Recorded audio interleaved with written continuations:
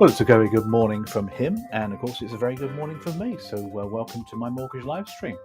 Hope everybody's well and enjoying the weather. We've had a fantastic weekend, didn't we, over the last couple of days? Let's go online, shall we? Or on air, as they say. We went down to North Somerset, actually, Exmoor, over a place called Porlock, and into the Exmoor National Park just for the night. It was lovely. Weather was great. Had some great walks. Walked along the coast path over at Porlock, and the miles you could see. It was incredible. Really good to get out and about sometimes, isn't it? And to enjoy a bit of nature, really, which is what we did. So back to a busy week. So here for my mortgage live stream for you.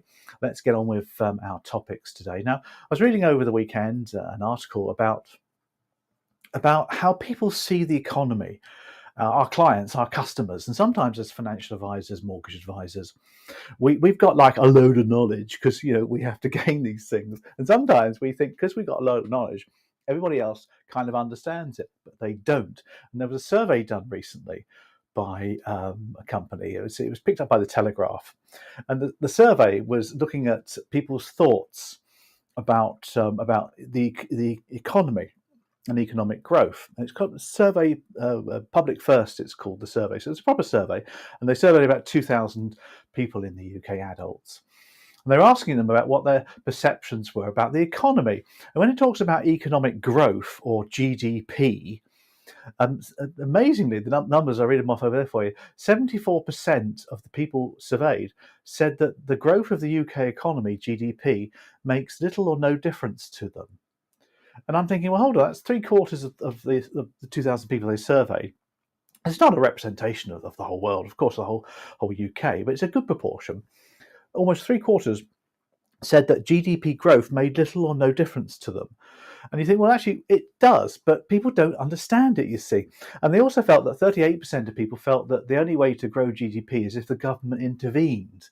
Of course, governments don't like to intervene in these sort of things as well. So it just makes you think about what the public takes note about GDP. Does the public understand what GDP growth is? The majority don't seem to. I'm not knocking them or judging them because it's not their trade, it's our trade. People just don't seem to understand economics. So where does this leave us then as financial advisors, mortgage advisors? Well, it leaves us in a situation where we mustn't expect people to know what we know.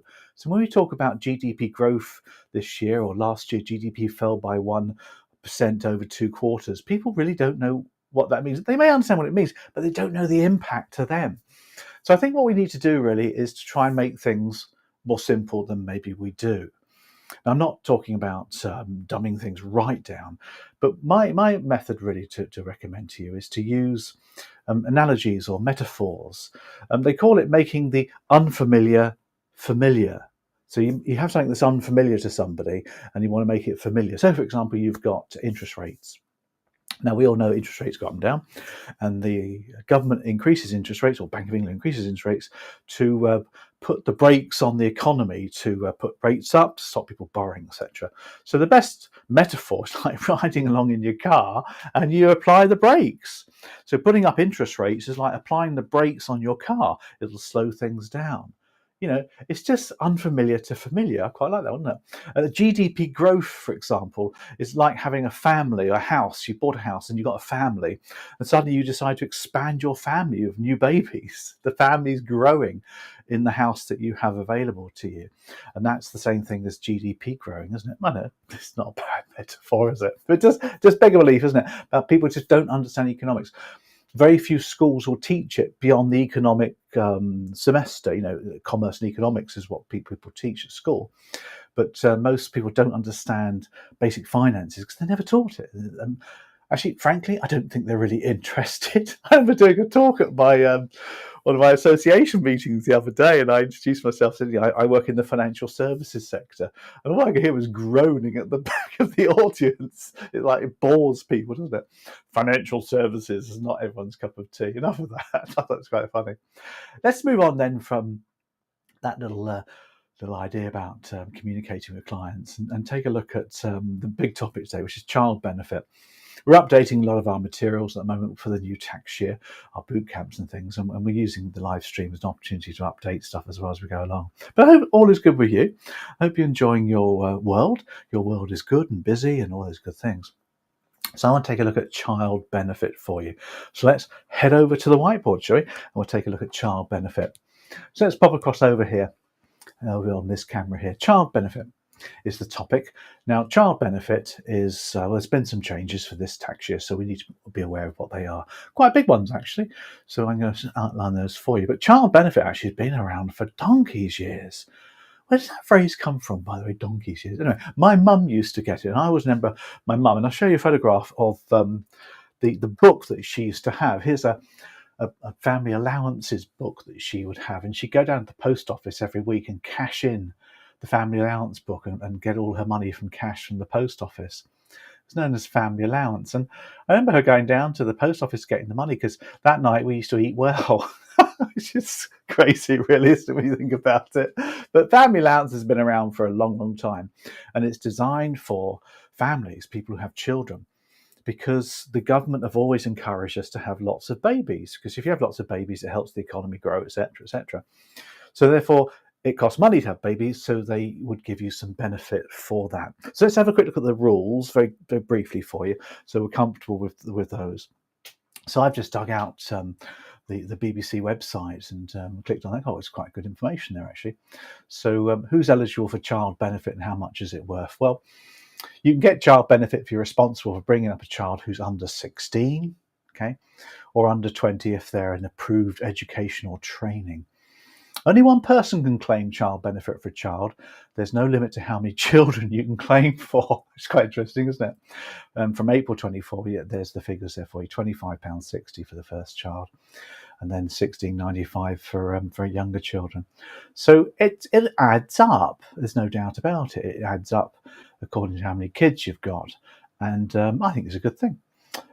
Obviously, it's a benefit, so it's not like a loan or anything like that, so you get given to it by the government. But the interesting thing there is only one person can claim it. And that's where it gets a little bit complicated, because the person who claims the child benefit could be the mother or father, doesn't make any difference. But the person who claims it is the person who's going to obviously receive it. But they're more importantly the person who's going to get the national insurance stamp for that year. My mum used to call it a stamp. I said back in those days, they probably used to stamp it, didn't they?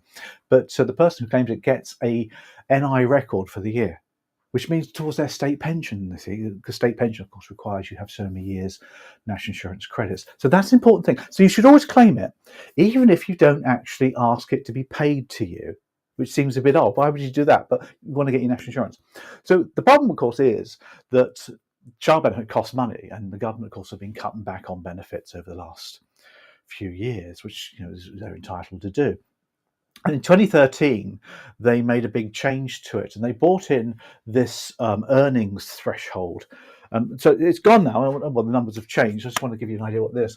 The earnings threshold used to be £50,000, and what that meant is if you were earning 50 grand, if any one of the parents in the household was earning more than 50 grand, then you started to lose it, and it peaked itself at 60, and at 60,000 you didn't get any at all. So it was like a taper going on there as well.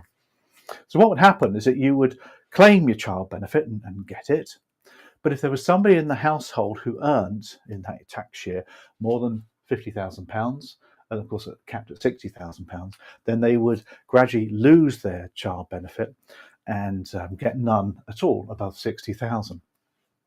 Now, it was argued it was a bit unfair, really, because it didn't take into account joint salaries. It just took into account the fact if one person had an income above 50, and it didn't need to be the person who's claiming it, of course. So, okay, you could argue the politics of that, but that caused a problem because people would claim it, and then, of course, they didn't know what their income was that tax year. But at the end of the tax year, you then had to have it paid back because you filled in the tax return, and then you'd have to have your tax coding adjusted for the following year. And they called that it's the first acronym for you. And I'll give it the full figure for you. The high income, there you go, child benefit charge. Here you go, child benefit charge. There you go. That's a hell of a thing, isn't it? A high income child benefit charge. We're getting far too many acronyms, aren't we, in this business of ours? The hick a bit biz kind of thing. But that basically was the fact is, if you earned more than that money, you used to have to do your tax return and then you'd have to pay it back, high income child benefit charge. Now, that's all changing from this tax year. So let's give you the details from 2024. So 24 to 25 onwards is changing.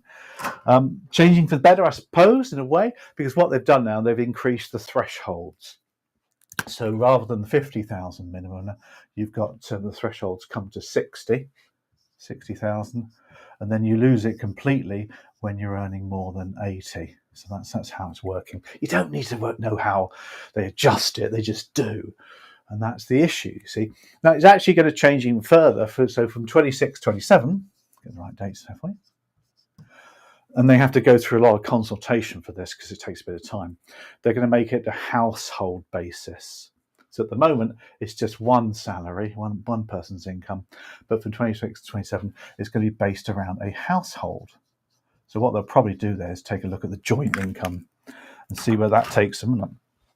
Anyway, will you get tested in the exam on this? You might do, yeah, depending on what you're doing, of course. You might get tested. They won't ask you to work out the numbers, but they might ask you for these figures, or the fact it is kind of means tested in a certain kind of way. But I'm more interested in the opportunities for mortgage and protection advisors and financial advisors that this brings in. Now, the big opportunity for financial advisors specifically, or if you're a mortgage and protection advisor and you're referring your business onto financial advisors, is that this income threshold that we got here isn't actually your salary as such. It's all your income, of course it is.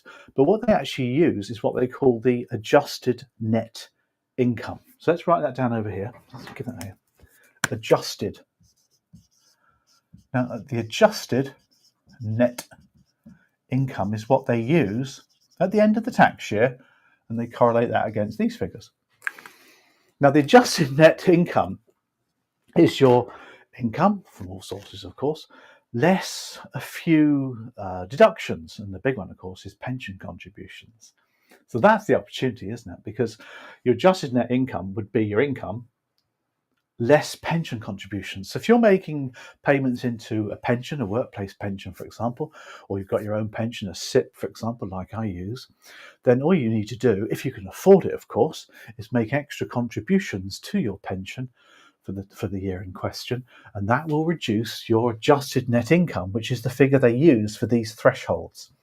So if one of you is earning, 65,000, for example, and you know that's what you're going to earn in that tax year, what you do is you make payments to your pension of say £5,000, £6,000 per annum, which therefore reduces your adjusted net income, which will actually mean you won't have to pay any back of your child benefit. So that's a good advantage, I think. Obviously, there's more to it than that. And good financial advisors have got great software that works it all out for you. And the providers, of course, will do it for you as well. They've got websites, so you can just key in the numbers and work out the tax saving. But it's worth thinking about, isn't it? You can opt out of child benefit completely. You can just say, we don't need it, we don't want it. Just opt out of it, which is fine and dandy. But usually the best thing to do if one of the parents is non-earning that year is to get him or her to claim it so that they get their national insurance stamp, of course, but not actually to receive it. You don't have to receive child benefit. And then, of course, you don't have to pay it back, do you? So you can certainly do that as well. Because the problem is if you don't do it at the end of the tax year, you've got to do your tax return and you have to pay it back, so which is not always a good thing as well. So it's always good to register to get the national insurance credit if you're not earning and paying national insurance that year. So, yeah, you might get a few questions on that one. Definitely on the high income child benefit charge. How it works is a key one. And obviously, a couple of years' time, it will change to household. So that's child benefit. And long may it live as well, because the number of babies that we're having in this country at the moment is falling. Apparently, it's its lowest level ever. Is it 1.2 babies per couple or something like that? And it means that our population isn't growing anymore. it's starting to stagnate, which might not be a bad thing depends how you look at it. But the fewer younger people you have in the economy, the less younger people there are to pay for the state pensions of all the people that have retired. So you've got to balance things out. So I think to help people to have babies, because believe me, I've had 4 of them and they're very, very expensive things to have, babies. But of course they give you a legacy for life. That's what it's all about, isn't it? Their end of child benefit. I hope that's been useful. Bye. Brilliant. Okay. So that's just wrapped up that session there for you. A short, sweet live stream today. Hoping that all is good with your world. Coming into April, May now, coming into the summertime. There's talk of interest rates coming down, but then they're not. Over in the US, they've had a bit of a sticky with their inflation. So the Fed have said they're not going to reduce their rates for a while. Whether the Fed will influence the Bank of England in June not to reduce their rates, we'll wait and see. We'll see what goes on there, shouldn't we? We don't know, but obviously the swap markets have factored all this into fixed rates. They're starting to creep up a little bit, so we'll see what goes on. But I think come the autumn, we certainly will see things rejuvenating. That's enough for me. As always, if you care to log on to our QR code there and or look at the comments just below me, you'll find some information that you can use to get onto our database, and we'll send you loads of free information, lots of great insights and things like that to enjoy. Other than that, I hope this week brings favoritism to you and good times and good weather and all those good things for you, and we'll see you all next week.